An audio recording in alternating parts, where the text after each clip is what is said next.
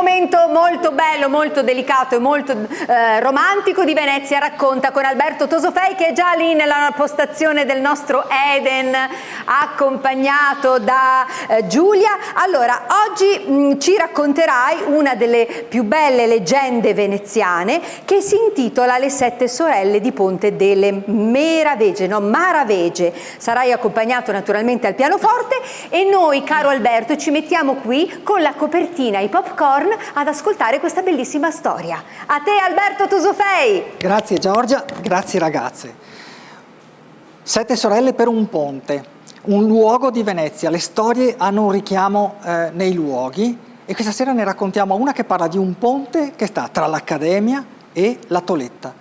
Quando vuoi, Giulia. Abitavano in un palazzo che sta ai piedi del Ponte delle Meravege 7 sorelle.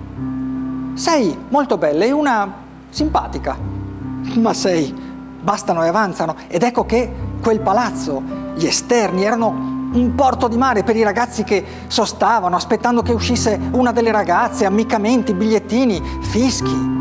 Solo pochissimi erano ammessi al cospetto di cotanta bellezza. Fra i fortunati c'era Matteo. Matteo faceva il gondoliere, ma non era solo un gondoliere, era uno dei più famosi regattanti della città. Non c'era regata che non riuscisse a vincere.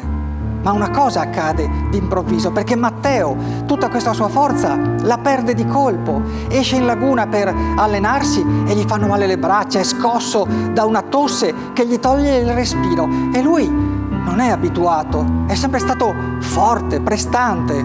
E ad un certo punto si mette in testa che qualcuno gli abbia fatto un maleficio. Qualcuno, forse qualcuna, ma chi? Marina, la settima sorella, perché quella è gelosa delle altre, perché sa che qualcuna delle altre lui se la porterà all'altare e quindi gli ha gettato un malocchio, ma lui gliela farà pagare. E forte di questa convinzione, una sera in cui sa che Marina sarà sola in casa, si arma, nasconde un coltello nelle vesti e si appresta a raggiungere la casa. Ed ecco che però raggiunge il ponte e cerca di farlo per andare dall'altra parte, ma mentre sale i gradini, per fortuna, ha un ripensamento e è colto appunto da uno scrupolo. Dice: ma cosa sto facendo? Non è possibile. Fa questo pensiero, intanto lo sguardo gli cade dentro la casa perché è sulla sommità del ponte e dentro casa vede Marina che prega e piange davanti a un crocifisso. Non può essere una strega, nessuna strega può pregare con tanta devozione, ma non è ancora finita, perché lo sguardo gli viene distolto e sale al cielo, perché in cielo c'è un movimento, ci sono delle stelle che si muovono.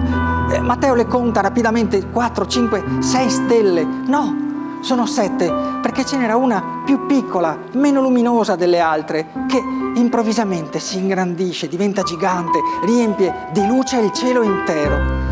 Se non è un segno quello, Matteo non sa come, è già dentro casa che sale i gradini a 3 e quasi si scontra con Marina che sta scendendo e che si spaventa ovviamente e gli chiede: cosa fai qui?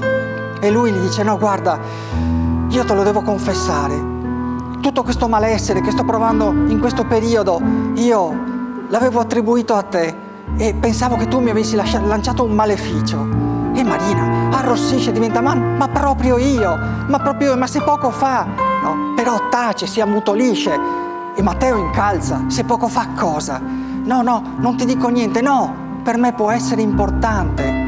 E Marina allora si confessa e gli dice: poco fa stavo pregando il Signore che prendesse la mia vita in luogo della tua, perché io vedo che tu stai male in questo momento e io non posso sopportarlo, perché io ti amo.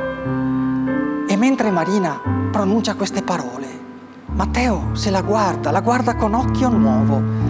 E non è vero che Marina è meno bella delle sue sorelle, così come viene detto. Marina è bellissima, non gli è mai apparsa così bella. E lui quella donna la abbraccia e la bacia.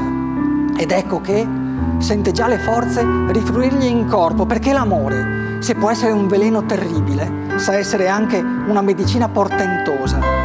Questa storia è una storia che finisce bene, perché Marina è la prima delle 7 sorelle a sposarsi, con le altre 6 a fare da damigelle d'onore.